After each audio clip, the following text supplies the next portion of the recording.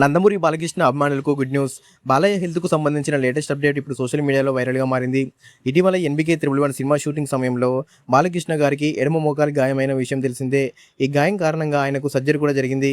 Surgery విజయవంతంగా పూర్తి కావడంతో ప్రస్తుతం బాలయ్య డాక్టర్ల పర్యవేక్షణలో కోలుకుంటున్నారు. అయితే ఇప్పుడు బాలయ్య రికవరీకి సంబంధించిన మరో కీలకమైన అప్డేట్ బయటికి వచ్చింది.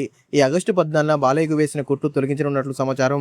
కుట్లు తొలగించిన తర్వాత కూడా వెంటనే షూటింగ్‌లోకి వెళ్లకుండా పూర్తిగా కోలుకునేందుకు మరింత కొంత సమయం తీసుకున్నారట.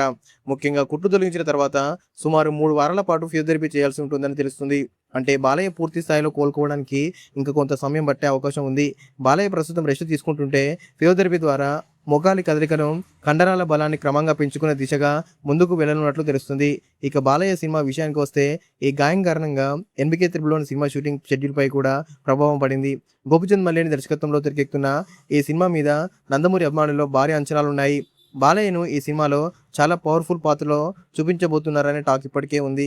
బాలయ్య పూర్తిగా కోలుకున్న తర్వాతే కీలకమైన షూటింగ్ షెడ్యూల్‌ను కొనసాగించే అవకాశం కనిపిస్తుంది. ఇదిలా ఉంటే బాలయ్య త్వరగా కోలుకోవాలని అభిమానులు సోషల్ మీడియాలో పోస్టులు పెడుతున్నారు. జై బాలయ్య అంటూ ఆయనకు ధైర్యం చెప్తున్నారు. బాలయ్య కూడా త్వరలోనే పూర్తి ఎనర్జీతో తిరిగి షూటింగ్ సెట్స్‌లో అడుగుపెట్టాలని అభిమానులు కోరుకుంటున్నారు.